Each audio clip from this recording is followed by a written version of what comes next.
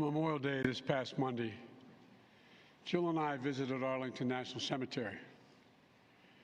As we entered those hallowed grounds, we saw rows and rows of crosses among the rows of headstones with other emblems of belief, honoring those who paid the ultimate price on battlefields around the world. The day before, we visited Uvalde, Texas. In front of Robb Elementary School, we stood before 21 crosses for 19 third and fourth graders and 2 teachers. On each cross, a name, and nearby, a photo of each victim that Jill and I reached out to touch. Innocent victims murdered in a classroom that had been turned into a killing field. Standing there in that small town, like so many other communities across America, I couldn't help but think there are too many other schools, too many other everyday places that have become killing fields, battlefields here in America. We stood at such a place just 12 days before, across from a grocery store in Buffalo, New York, memorializing 10 fellow Americans, a spouse, a parent, a grandparent, a sibling, gone forever. At both places, we spent hours with hundreds of family members who were broken, whose lives will never be the same. They had one message for all of us: do something. Just do something. For God's sake, do something. After Columbine, after Sandy Hook, after Charleston, after Orlando, after Las Vegas, after Parkland, nothing has been done. This time, that can't be true. This time, we must actually do something. The issue we face is one of conscience and common sense. For so many of you at home, I want to be very clear. This is not about taking away anyone's guns. It's not about vilifying gun owners. In fact, we believe we should be treating responsible gun owners as an example of how every gun owner should behave. I respect the culture and the tradition and the concerns of lawful gun owners. At the same time, the Second Amendment, like all other rights, is not absolute. It was Justice Scalia who wrote, and I quote, "Like most rights, the rights granted by the Second Amendment are not unlimited." Not unlimited. It never has been. There have always been limitations on what weapons you can own in America. For example, machine guns have been federally regulated for nearly 90 years, and this is still a free country. This isn't about taking away anyone's rights. It's about protecting children. It's about protecting families. It's about protecting whole communities. It's about protecting our freedom to go to school, to a grocery store, to a church, without being shot and killed. According to new data just released by the Center for Disease Control and Prevention, guns are the #1 killer of children in the United States of America. The #1 killer. More than car accidents, more than cancer. Over the last 2 decades, more school-age children have died from guns than on-duty police officers and active-duty military combined. Think about that. More kids than on-duty cops killed by guns. More kids than soldiers killed by guns. For God's sake, how much more carnage are we willing to accept? How many more innocent American lives must be taken before we say enough, enough? I know that we can't prevent every tragedy, but here's what I believe we have to do. Here's what the overwhelming majority of American people believe we must do. Here's what the families in Buffalo and Uvalde in Texas told us we must do. We need to ban assault weapons and high-capacity magazines. And if we can't ban assault weapons, then we should raise the age to purchase them from 18 to 21. Strengthen background checks, enact safe storage law and red flag laws. Repeal the immunity that protects gun manufacturers from liability. Address the mental health crisis deepening the trauma of gun violence and as a consequence of that violence. These are rational, common sense measures. Here's what it all means. It all means this. We should reinstate the assault weapons ban on high-capacity magazines that we passed in 1994 with bipartisan support in Congress and the support of law enforcement. 9 categories of semi-automatic weapons were included in that ban, like AK-47s and AR-15s. And in the 10 years it was law, mass shootings went down. But after Republicans let the law expire in 2004, and those weapons were allowed to be sold again, mass shootings tripled. Those are the facts. A few years ago, the family of the inventor of the AR-15 said he would have been horrified to know that its design was being used to slaughter children and other innocent lives instead of being used as a military weapon on the battlefields, as it was designed. That's what it was designed for. Enough. Enough. We should limit how many rounds a weapon can hold. Why, in God's name, should an ordinary citizen be able to purchase an assault weapon that holds 30-round magazines that let mass shooters fire hundreds of bullets in a matter of minutes? The damage was so devastating in Uvalde, parents had to do DNA swabs to identify the remains of their children. 9- and 10-year-old children. Enough. We should expand background checks to keep guns out of the hands of felons, fugitives, and those under restraining orders. Stronger background checks are something that the vast majority of Americans, including the majority of gun owners, agree on. I also believe we should have safe storage laws and personal liability for not locking up your gun. The shooter in Sandy Hook came from a home full of guns. They were too easy to access. That's how he got the weapons. The weapon he used to kill his mother and then murdered 26 people, including 20 first graders. If you own a weapon, you have a responsibility to secure it.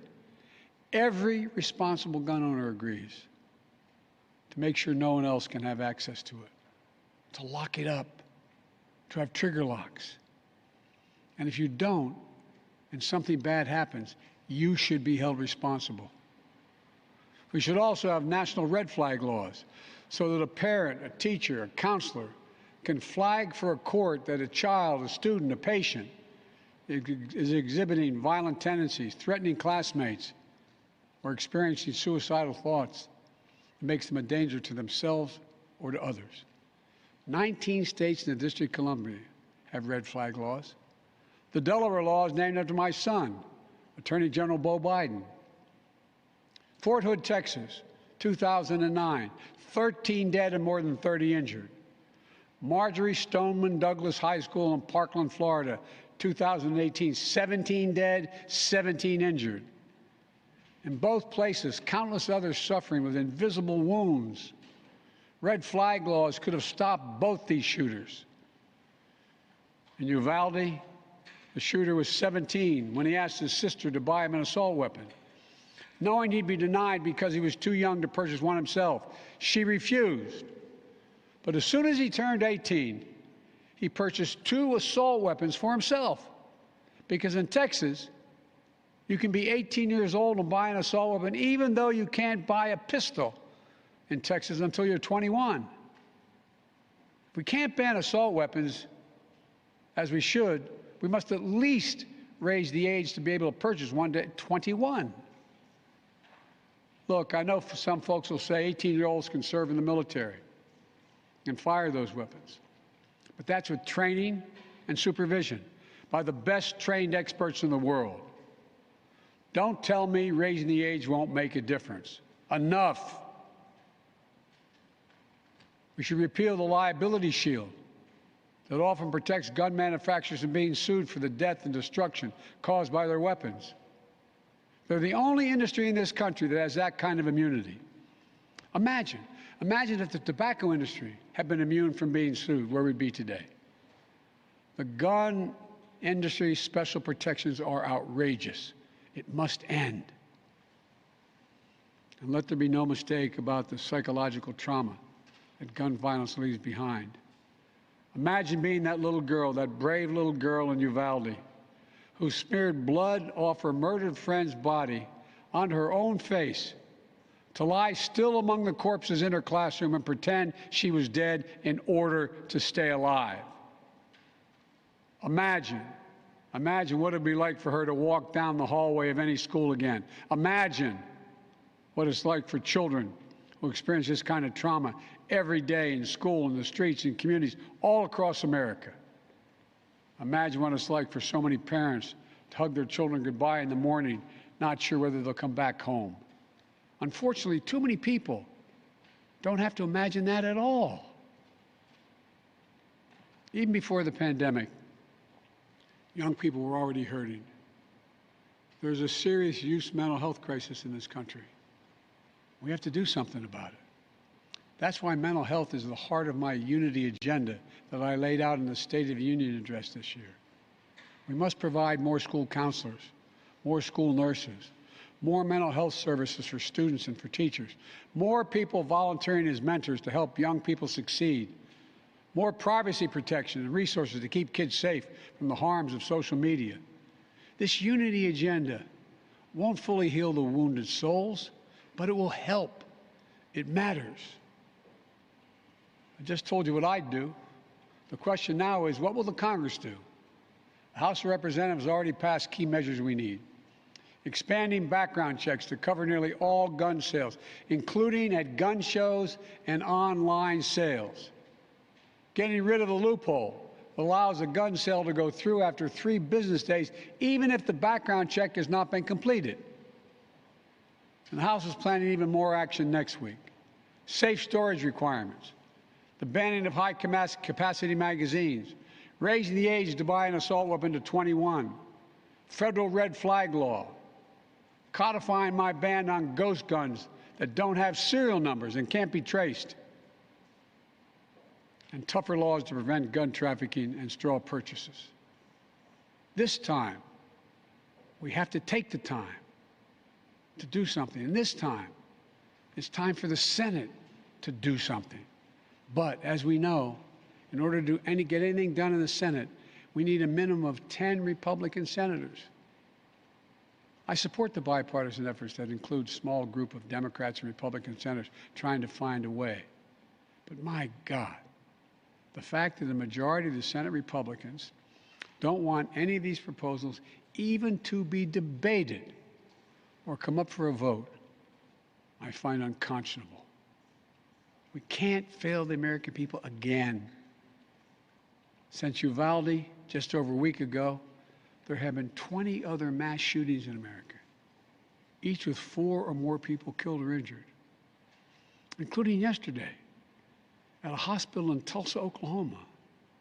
A shooter deliberately targeted a surgeon using an assault weapon he bought just a few hours before his rampage that left a surgeon, another doctor, a receptionist, and a patient dead and many more injured. That doesn't count the carnage we see every single day. It doesn't make the headlines. I've been in this fight for a long time. I know how hard it is, but I'll never give up. And if Congress fails, I believe this time a majority of the American people won't give up either. I believe the majority of you will act to turn your outrage into making this issue central to your vote. Enough, enough, enough. Over the next 17 days, the families in Uvalde will continue burying their dead. It will take that long in part because it's a town where everyone knows everyone. And day by day, they will honor each one they lost. Jill and I met with the owner and staff of the funeral home as being strong to take care of their own. And the people of Uvalde mourn as they do over the next 17 days. What will we be doing as a nation?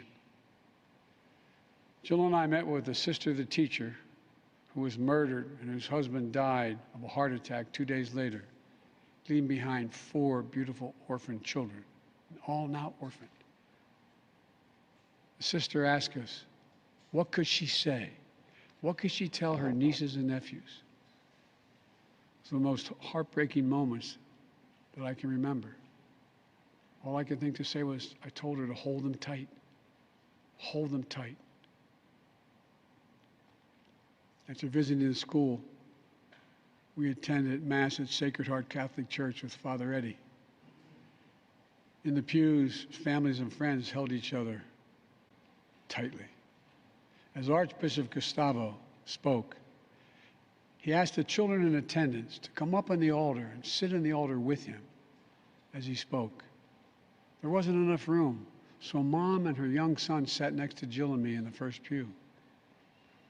And as we left the church, a grandmother who had just lost her granddaughter passed me a handwritten letter. It read, quote, "Erase the invisible line that is dividing our nation. Come up with a solution and fix what's broken and make the changes that are necessary to prevent this from happening again." End of quote. My fellow Americans, enough. Enough. It's time for each of us to do our part. It's time to act for the children we've lost, for the children we can save, for the nation we love. Let's hear the call and the cry. Let's meet the moment. Let us finally do something. God bless the families who are hurting. God bless you all. From a hymn based on the 91st Psalm sung in my church. May he raise you up on eagle's wings and bear you on the breath of dawn, make you to shine like the sun and hold you in the palm of his hand. That's my prayer for all of you. God bless you.